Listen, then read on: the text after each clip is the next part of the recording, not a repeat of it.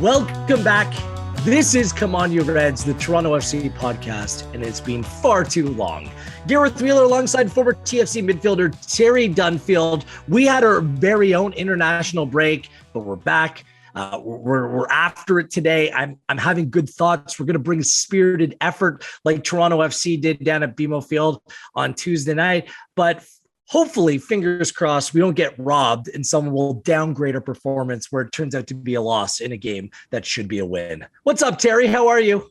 Seriously, very subtle, by the way. That was a tough one last night. No kidding. I think I started off after 90 minutes by calling it the robbery at the bank. Grand heist at BMO Field. We'll get into that over the course of this podcast. We'll briefly touch on a really disappointing trip down to Cincinnati, a Terry Dunfield Academy update, and Canada completed their first World Cup qualifying window in style. We'll touch on that a little bit as well. Let's go straight to Tuesday night at BMO Field. Another 1-0 loss, this time at the hands of Inter Miami. Winless in 6 now are Toronto FC. But the conversation is more about how rather than what the result actually was, where Toronto FC in the 87th minute with 10 men looked like they'd taken the lead through Jacob Schaefferberg, a goalkeeping mistake, a poor touch, a poor ball, and Schaefferberg jumped all over it. The ball looked like it had crossed the line, at least from my vantage point. We'll hear from Terry in a moment. But the referee didn't see things the same. Upon video assistant referee, the review, which happens on every single play that's debatable or controversial, there was no conclusive evidence that the ball crossed the line by virtue of a camera angle that could clearly show that the ball had entirely crossed the line, even though based on those replays, your suspicion was that it had. That's the major talking point coming out of the game. What's your reaction on the way that it played out, Terry? And is there anything that can be done to rectify this and make sure that incidents like this don't happen going forward? Well, I left the game yesterday with 5 minutes to go with Afton. What? What a mistake. What are you doing?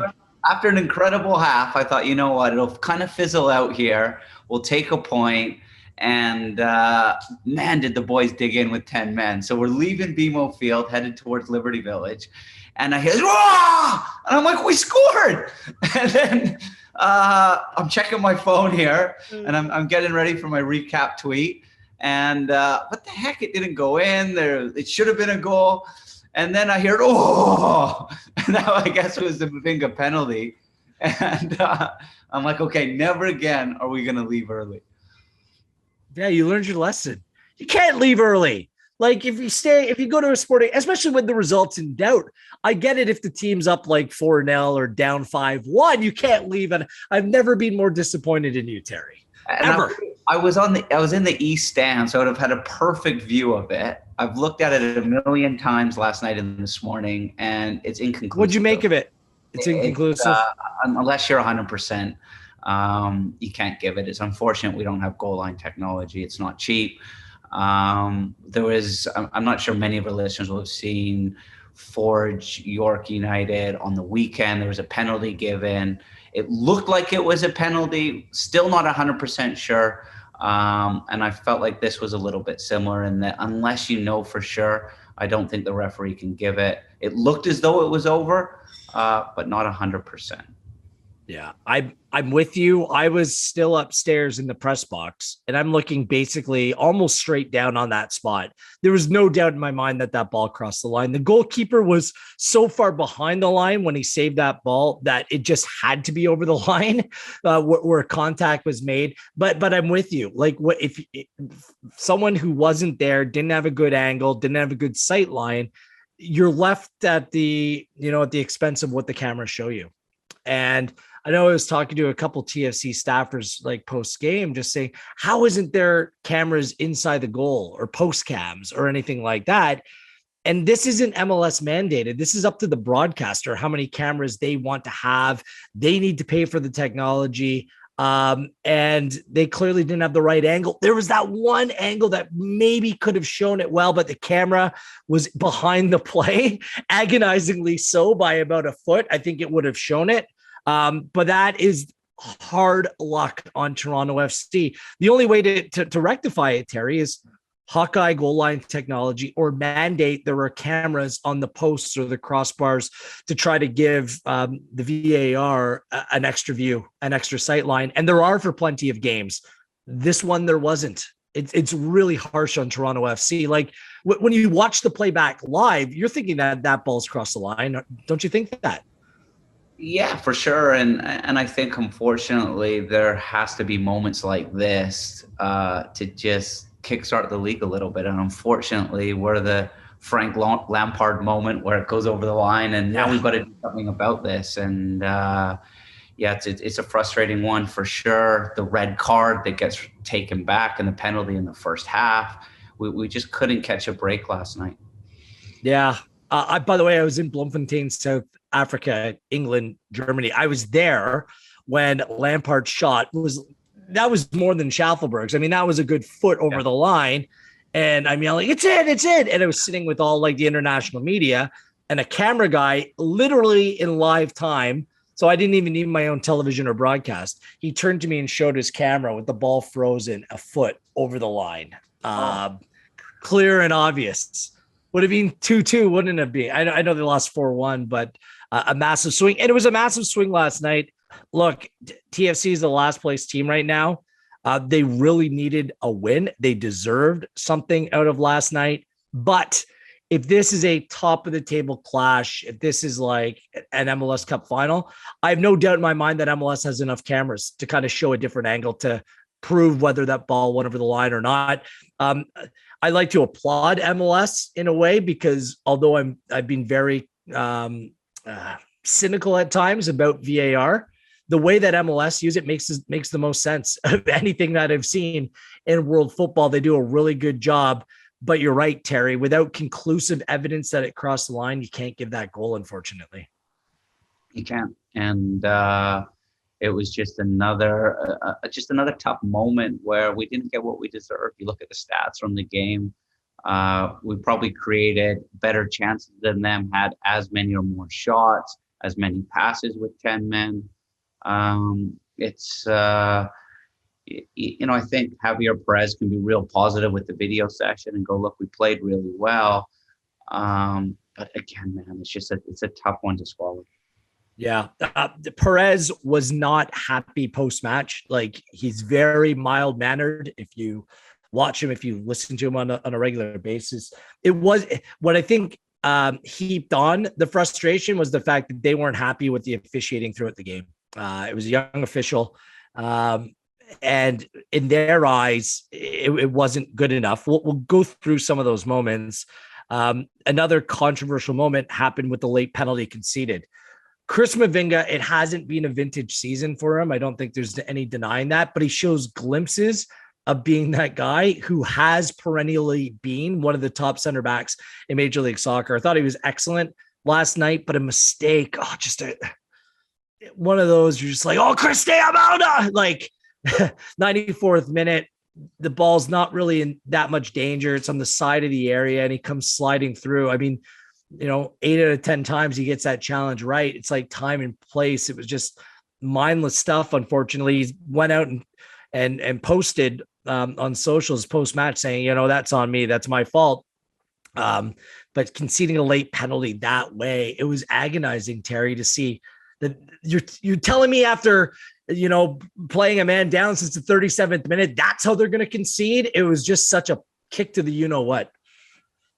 Yeah, I think you nailed it when you said, no, don't do it. And it reminded me of Daniil Henry against Mexico at the Gold Cup. Just stand up. I don't even think you need to make a play there. He anticipated the action really well, covered behind Michael Bradley. He got there. I think his mind was made up that he was going to try to make a play. And probably, as crazy as it might sound, it just wasn't our night. And it was probably a messed up fitting ending. And then McCoon steps up, takes the penalty, scores, but clearly the player, made his way into the 18, Federico Higuain, who's been a Toronto FC killer over the years, 11 goals against TFC, the most of any. He didn't do much after coming on, but he was clearly inside the area.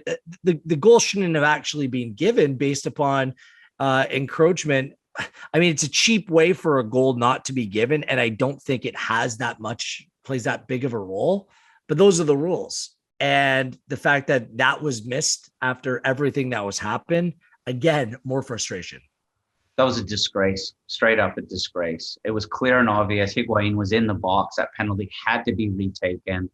I'd imagine, I don't know what the recourse for referees are or the who's leading VAR, but the fact that wasn't retaken, I think that is one of the reasons why Javier Perez is frustrated, amongst all the kind of smaller things, if we can call them smaller things. Yeah, it's like death by 1,000 cuts. And that one just and you saw the players on the field after, Terry. They saw it right away. No, and the first thing you kind of do, you're right there. It's in the north end. You've got the big monitor there. You can see it. The first thing a player does is kind of look up there to see, what to review the play, and you can clearly see him in the box. And it's just frustrating. I've been there sometimes. You go to a referee and go, look, it's that I shouldn't have been given a yellow, or it should have been a goal. Look at the TV. And then they're like, no, I'm not looking at it. I'm like, just look at it. You can see you got it wrong, man. Which is like drives you nuts. Yeah. I might have downplayed that it doesn't play that much of a role, because what was kind of interesting was like one of the first players to jump up and protest to the referee was Alex Bono. So, I mean, if he saw it in his sight line and it was one of those penalties that there was that unnecessary hesitation, perhaps it did influence the penalty that was taken. Yeah, it'd be interesting just seeing it through the lens of a goalkeeper. I think if you ask me, would that really affect a goalkeeper? I'd say, probably not. Maybe gets a little bit of an advantage for a rebound, but that it's interesting that he's in Alex Bono's kind of vision, or how he scans, or the cues he starts to read from the penalty taker. Yeah, I just noticed that. And again, I don't think it would have had much of an effect, but Alex certainly noticed that Higuain was inside the area first. The referees actually couldn't go down the regular tunnel at midfield. They were brought to the south end of the stadium because TFC was fired up and the crowd was fired. It wasn't a big crowd because there was supposed to be terrible weather, which thankfully held off to about 90 minutes after kickoff. And yet people were fired up, and I give TFC supporters a lot of credit. The people that were there were engaged. They care. They understand that, there's no MLS Cup, there's no playoffs coming this year, but get behind the team, stay behind the team. And I give them a lot of credit for doing that. Great shout out to the fans, Wheels. And I'll second that. I thought the fans are hardcore fans, if we want to call them that, behind the south end, or in the south end stand. Didn't stop singing for 100 minutes. It was incredible. They brought an atmosphere to the game. And I think the players buzzed off that as well. I think, I didn't see it because I left 5 minutes early, but from what you're saying, that the fact that the staff, the players, the fans had an all for one moment that, we're not going to tolerate this. We care. We're still passionate regardless of where we are in the table. I think that'll mean a lot to Bill Manning too. Yeah, I'm with you. My usual rant, the cynicism, the negativity that oftentimes surrounds Canadian soccer. It needs to go. It needs to usher in a new era of positivity, some understanding. It's been a bad season for Toronto FC, but this was a group that went on basically an unprecedented run. Them and Seattle Sounders, the top teams in Major League Soccer for so long, second in the MLS table last season, and all the twists and turns that have come their way. Sometimes you earn a mulligan on the course, and I think that Toronto FC fits that billing, and a lot will be determined how they start next season and what changes are made. So, it's good to see that. I think that there is a segment of the fan base who are right behind this group, and that's what they need right now. All for one, good or bad, and we've experienced a lot of that over the years. And again, it just makes it sweeter when you come out the other way. I love you, man. Anyways, I hate the word mulligan. I can't do mulligans for some reason. Yeah, on the golf course, I've seen you take a mulligan. You never take a mulligan. You try to offer me mulligans, and I don't know. I don't know if I like that. Like, we can give them a pass, or you get a second try, or I don't know. And I'm not trying to be like, ultra competitive and be that guy. But what I'd say yesterday in the second half, Wheels, is we saw a team forget about all the BS, forget about the hard season, forget being down a man. And I think the players, and I thought Perez rejigged it well, and we found a nice shape that fit against what Inter Miami were trying to do. But the boys just went out and played. They played with the freshness. They didn't overthink stuff. The movement was great. They defended as a unit. And then on the counter, I thought we were devastating. It was so dynamic. In particular, I thought our left side of Schaefferberg, Larea, and Osorio were excellent.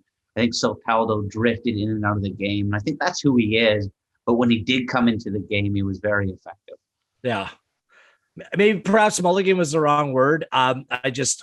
When you hear it and you get it all the time, fire this person, fire. That's not what it's all about. That's what I'm saying when it comes to a mulligan. And Bill Manning said, and I encourage our listeners to read the piece. Check out Neil Davidson, his conversation with Bill Manning.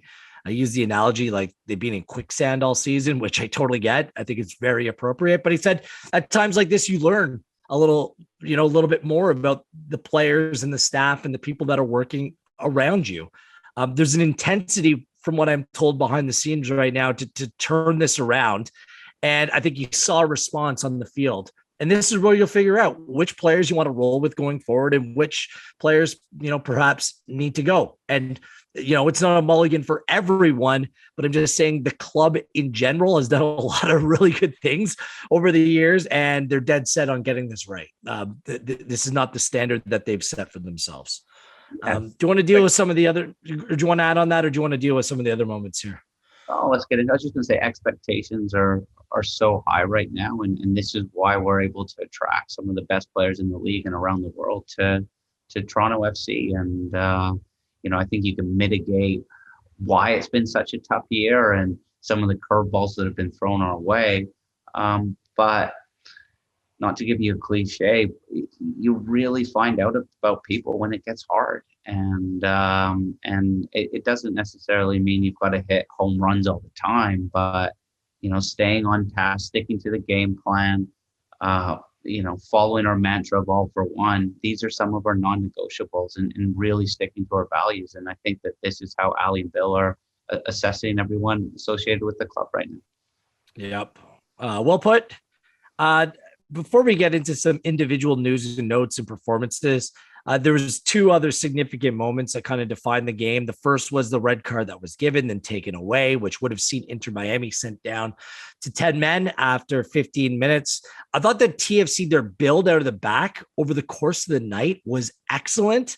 And in the 15th minute, came down the right, came to Soteldo on the left. He was fouled, quick free kick to Larea. He did that little hesitation spin move that we saw him do with Canada as well. We've kind of grown accustomed. That is the Larea move, by the way. And he's taken down by it was deemed to be the last man. I don't think it was the last man. I'm not sure the red card would have stuck, but it certainly would have been a penalty that was brought back for offside. The referee in the end, thanks to VAR, did get it right. But what did you make of that moment? My first look, I thought Figo, it was a little bit soft. There's enough contact where it'll put Richie Larea off, but I thought a red card and a penalty might be a little bit too much. So maybe a penalty and a yellow card. He looked offside. It was smart thinking from Saltello to take the quick free kick. But I thought a red card and a penalty was a little bit harsh. And it was really unfortunate because it was a heads up play. It was a heads up move. Yeah. And you just kind of felt hard done by in that moment. And if you didn't have benefit of the offside, if you weren't watching from home inside that stadium, you're asking, why is that turned around? I just wanted to bring that up because this is one thing that MLS and their officiating have said. They want to make sure that fans understand what's being reviewed, what's being called at that time. I still think that if you open up the microphone of the referee and have him describe things with his microphone up so that people inside the stadium will understand, then you get it, right? Then there's no debate. It's not like, oh, they're saying that wasn't a foul, like the guy next to you, not debating with them. It's like, okay, that's what it is. And they could show it up on the screen and make it very transparent in that motion and in that moment. They do it for rugby. It's the best thing about rugby. Everyone in the stadium knows exactly what they're looking at. You hear the conversation between the referee and the VAR. And that's where I think we need to go. Just in order to take the heat, turn it down a couple notches, right? And just be transparent with the people that are watching. Rugby officials, you watch lots of rugby, but they're the top of the food chain of officials, aren't they? They are. Is that fair to say? Yes, absolutely. And I would love that. That'd be great. I wonder, was there any teething issues when that started to come out where there's, I don't know, and you're kind of listening to that conversation go back and forth, and then as a fan you're like, oh my days, these guys are having a laugh here. It would be because they often do that for tries, like where the ball is going down, and they're talking it out together. So even when the ball didn't crossed or didn't cross the line for that goal, you're hearing the rationale. You don't have to agree with it, but at least you're hearing the rationale to explain what exactly you're looking at. And in that moment, you hear, you know what? There's no conclusive evidence you cross the line. Like, oh, the cameras, like, you know what I mean? Like, it's I think it's something that Howard Webb could apply and could potentially go a long way. And I know that he's talked about this before. It's moments like that in the first moment. It's just, you can maybe just add that little bit more value. Maybe that's next steps. I think that might just put a little bit more pressure on the officials, but I like it. 37th minute was the Kamar Lawrence sending off. Jay Chapman with a great ball. Good to see Jay Chapman back in BMO Field for the first time. He joined Inter Miami last season after playing 88 games with Toronto FC. Of course, couldn't make his way back up to BMO Field with the team playing away. So his first trip back, thought he played decent on the night. And it was his ball through to Robinson. Made that inside run on Kamar Lawrence. He was the last man back. He did wrap up the attacker. I know there's some protests. TFC thought that the player might be offside. He was not. It was a proper decision for me, unfortunately, for Lawrence and TFC. Yeah, it was. I think maybe just to give Zavs and Omar a bit of a breather, I think Kamar Lawrence comes into the side, and just with the pace of Robinson and Morgan up top for Inter Miami, I think maybe that was some of Perez's thinking. But when I saw that tackle, that was a fullback tackle. That was a tackle in a wide channel. You can make it. It's a yellow card and you're fine. It's center back. And I've jumped in there a few times in training. You played their wheels. There's a lot going on. There's players coming off the front, Potsuelo. There's players running in behind. And you've got to get everything right. So when you're kind of thrown in the deep end at center back, those are the moments that you can just be a little bit exposed in, and you just kind of go to your default setting of, I'll just foul him here. That's fine in a wide channel and defend the set piece, and we're good. And unfortunately, in that area, it's a red card. I agree with you, Chapman. He sliced and diced us. It was a great pass. We know he's got that quality. I thought it was a mature performance from him. Not easy playing in a two. And just going back to what you were saying about how we progressed up the field, I thought our build was excellent, and we just kind of overloaded the space between lines really well. Is there any other moments you want to talk about or do you want to start talking about some individual performances? Yeah, maybe we can kind of segue into that. The Schaefferberg opportunity, the header after the long diag. If he goes for goal, it's 1-0. He just kind of loses his bearings. I thought that was a great opportunity, and he had a couple of nice chances in transition in the second half. Yeah, I wanted to address Jacob Schaefferberg. I asked TFC fans to let me know, and if you're listening to this podcast, let me know at Gareth Wheeler on Twitter, Gareth.Wheeler on Instagram, which player or players for Toronto FC do you want to see more of them on the field in this run-in for the season? I mean, there's MLS games, there's a Canadian Championship as well. And when I think of all the players, Jacob Schaefferberg is right near the top of the list for me of players that I want to see more of. He hasn't had a steady, run in the team. I think people forget, Terry, he's still only 21 years of age. Last night he came on for Tsubasa Endo after 5 minutes, and he was dynamic. He was direct. He was causing problems with the fact that he and Achara are very similar in that profile, the hard running. I think Schaefferberg's a little bit better getting in behind that back line, but he was excellent on the night. Obviously denied that goal scoring opportunity, had another couple chances as well, created a couple chances. I need to see more of this player to truly determine whether he has what it takes to take that next step, because there was a reason why Greg Vanney and all the coaches that kind of, played a role in his development, they were so high on him, and he's a young Canadian player. And I just think that we need to see more of him in that position in this team. First, I felt for Endo. I saw him. He was devastated when he was right in front of me when he picked up that hamstring injury, and the way he grabbed it. I don't know if it was connected to the injury he previously had that he just got over. But his body language told a story of, I'm done for the rest of the year here. So hopefully it's not too bad. I'd say what's awesome about Schaefferberg is he more than hits the physical benchmarks of MLS. He is so quick. He's rapid. And if he can just continue to develop a couple other areas of his game, he should be a quality winger in this league. And I thought yesterday the context was perfect for him. Perez Gonzalez, the Argentinian, he's not the quickest.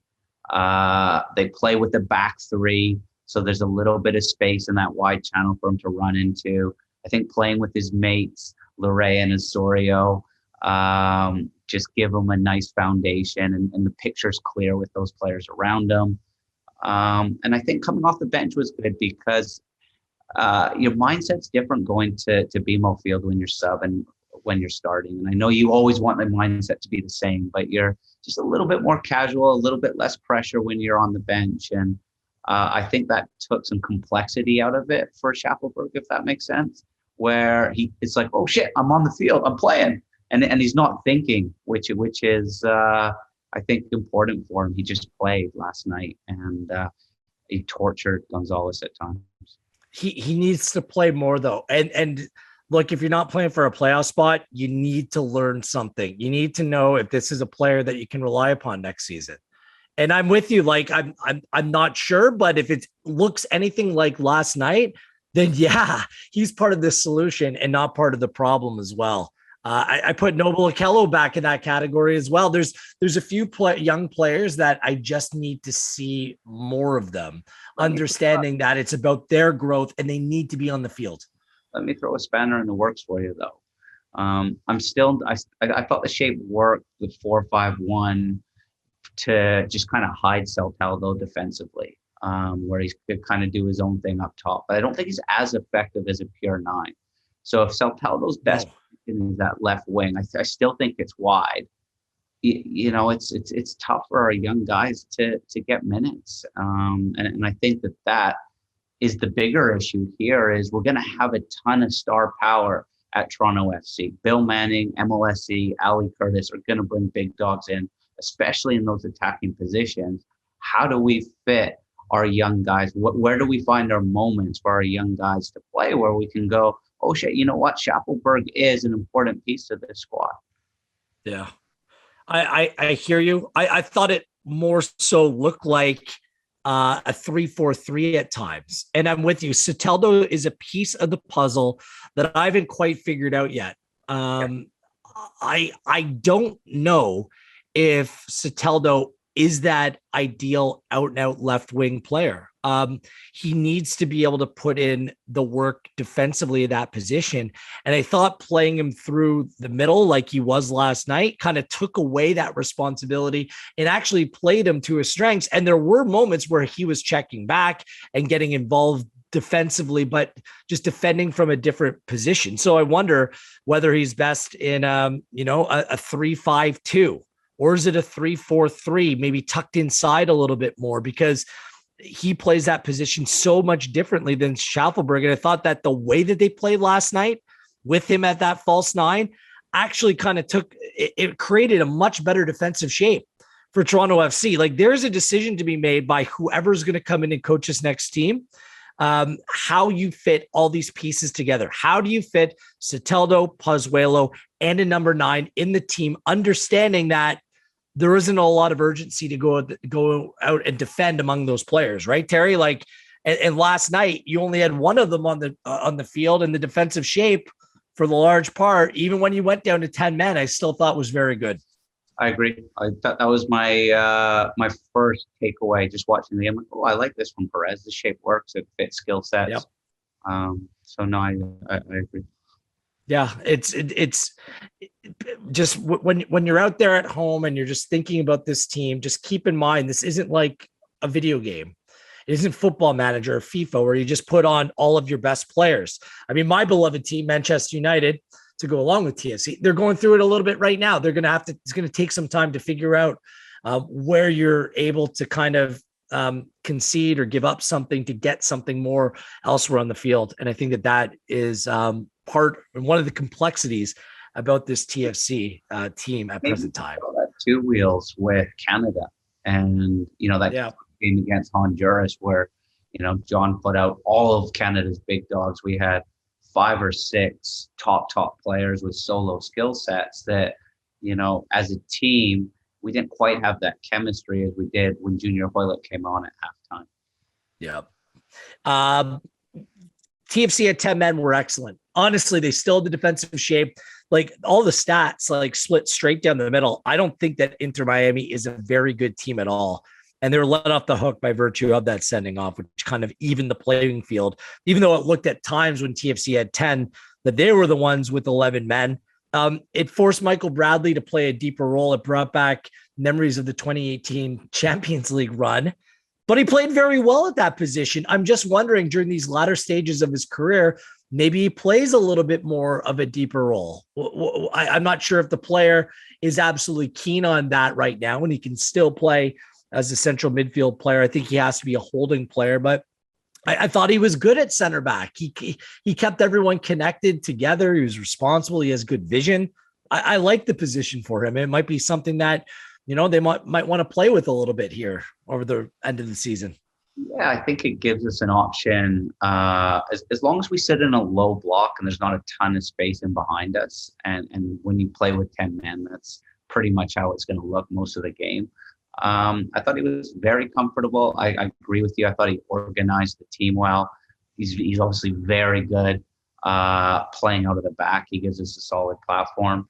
And maybe if you've got a couple games in a week and his load is quite high from the first game, maybe playing him at center back for the second game potentially. I'm thinking as I talk here, but I'd say yesterday it was it's an option, just like maybe Justin Morrow at times at center back's an option.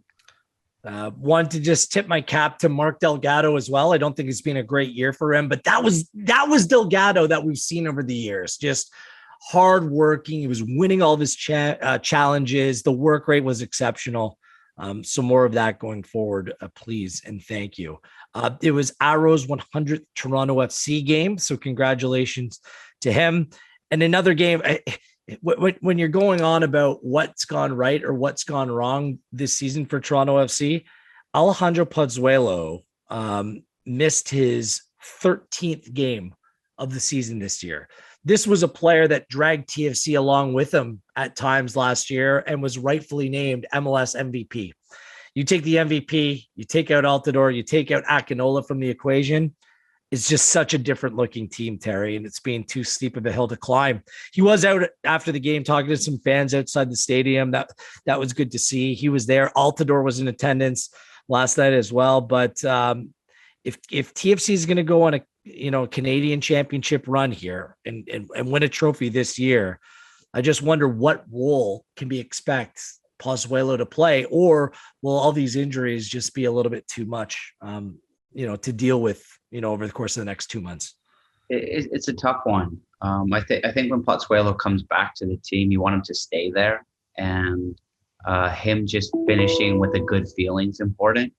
And I'd say take your time with him and kind of drip feed him back into the 11.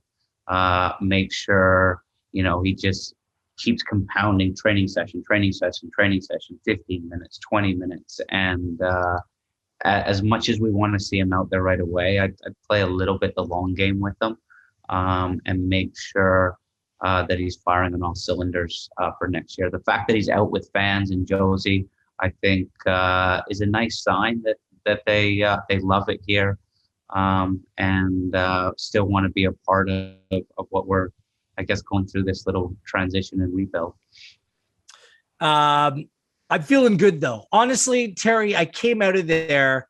I know it was a loss, but I kind of felt like it was a win. I needed to see some fight, some organization, some desire, the willingness to play as a team. And I came out of last night feeling that way. I'm not sure about you, but I felt much better than I have about this team in weeks now, the way that they played last night. Last thing on it from me, Wheels, well said. I agree with you. And that's why waking up this morning wasn't quite so hard. I'd say Alex Bono was exceptional too. He made two saves in the first half. I thought Westberg was good against Cincinnati. I don't think he could have done anything too. Again, crap goals. We conceded, deflected one, and it was a decent cross, but he had too much time and space to put it into the box. But I thought Westberg was good. He'll be okay. Obviously he wants to play every game, but Bono comes in, and I thought he stood on his head last night. Yeah. Well said. I want the goalkeepers to be rewarded with a clean sheet, because last night having it thrown away that way is just because the goalkeepers, I know they've conceded the most goals in Major League Soccer. They haven't been the problem. Neither Westberg nor Bono. 20 games straight having not come away with a clean sheet for TFC. The last one coming May 12th. So let's get it done Saturday night, Nashville SC, before a true 4-1-6 derby against York United next Wednesday night at BMO Field. Looking forward to that one. You mentioned FC Cincinnati, the game on Saturday night. By the way, Eric Giacometti was asking for your suggestions of what TFC York United should be called. I'm just all about straight up 4-1-6. I don't know about you. I know there's like 647 area code. One of my bosses at One Soccer, Kurt Larson, now has a 437 area code. What is that? You have 3 area codes? 4-3. I don't think I could do the 437. Like that works. 4-1-6 derby. Yeah, why not? That works for me. Okay. Terry Dunfield and I, OGs, keeping it simple, keeping it real. You mentioned the Cincinnati game, a 2-0 loss. I honestly don't have much to add, Terry. That was a very difficult watch. It was a deflating performance.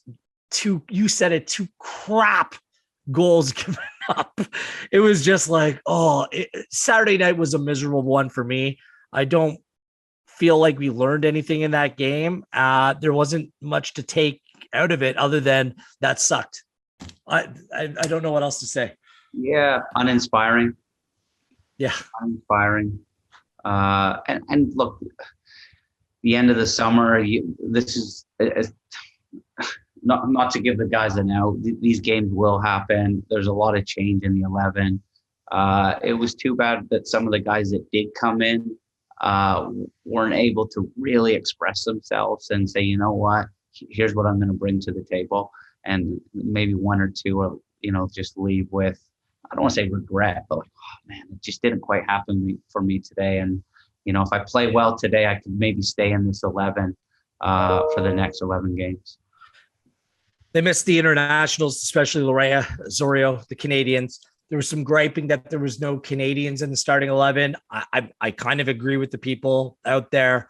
I think that the people that have grown up with this club just have that next level understanding what it means to wear that crest. And when you have some very good Canadians available at your disposal, it was disappointing not to see one of them in the starting 11 for that game. But other than that, I'm ready to move on, flip the page, and look at Saturday night, 7:30 against Nashville. You will not be at BMO Field, so don't worry about Terry Dunfield leaving early, sacrilegious, because he's on the road. We want to give a shout out, a little bit of a Terry Dunfield Academy update, as the Academy teams are back on the road finally this weekend, playing some proper football. Perhaps you can explain for our audience, Terry, what's going on and how excited everyone behind the scenes is right now.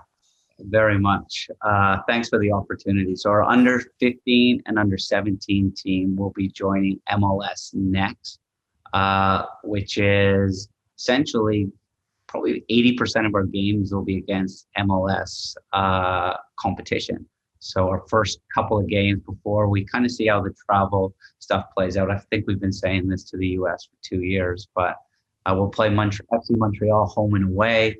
We'll play our rivals. It'll be the first taste for under 15 kids playing against FC Montreal. We'll go into their hood on Saturday. And the guys are excited. We're ready.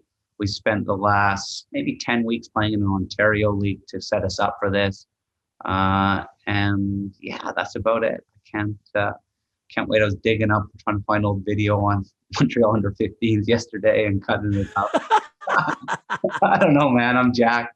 And can't wait. We're doing it right too. We're going down by bus. We're leaving on Friday, spending the night in the hotel, a little bit of team building, go over a goal setting. In case you can't tell, I'm excited. Amazing. Well, Terry, we wish you the best of luck. Now, here's my question. You're going to be overseeing the group. Who's going to be babysitting you? I'm good, man. I'm good now. Yeah. He's all grown up. No, I'm proud of you, proud of everyone. And this is the thing. This is the collateral damage that's being caused because of not playing in the pandemic, is that a lot of these young, promising players just haven't been playing competitive football at the highest level. And this is critical for the development of these young men and the coaches as well. So we're looking forward to hearing your stories, your trials and tribulations from the road over the next couple of months, Terry. It's going to be exceptionally busy for you, especially with Canada games on the horizon yet again. October 7th, the second World Cup qualifying window opens. Canada, I'll call it a successful first 3 games. Difficult for the first time, a 3-match window.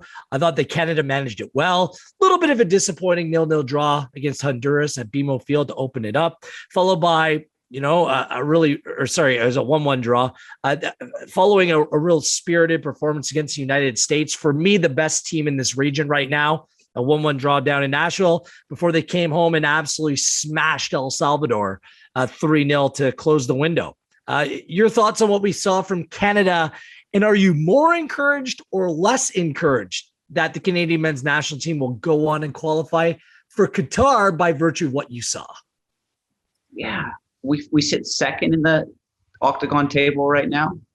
Joint second, yeah. Joint second. And I think what we've seen through the first 3 games is it's going to be a dogged fight. I think countries are going to take results off of countries that we don't expect. I think having 14 games, it just gives you 1 or 2 passes if it doesn't quite go right or as planned to get it right in the next game. But yeah, I think we're in a great spot. I love the connection between the fans and Team Canada after the El Salvador game. I think it happened naturally. I didn't love the drum, if I'm honest. I think that's TFC's thing. But I feel like there's now becoming a bond between Canadian fans and the players. And I think you can't just expect it. You've got to earn that. And I think our players are really sparking Canadian soccer right now, where I want to be a part of this. What's going on? I want to check it out. I'll tune into the broadcast. I'll get to BMO Field. And it's just a real exciting time right now. And I think the quick turnaround is great when momentum's good. I think these October games will come real quick. A couple tough games against Panama and Mexico. And I think,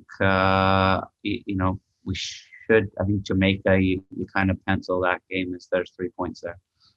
Hopefully, even though that's away from home, going away in CONCACAF, not easy whatsoever. And then this Jamaica side, if they have Mikel Antonio, Ethan Pinnock, like Kamara Roof, like they have players, Roof plays for Rangers, but and that's the difficulty is coming together and playing as a team, because that's my main takeaway.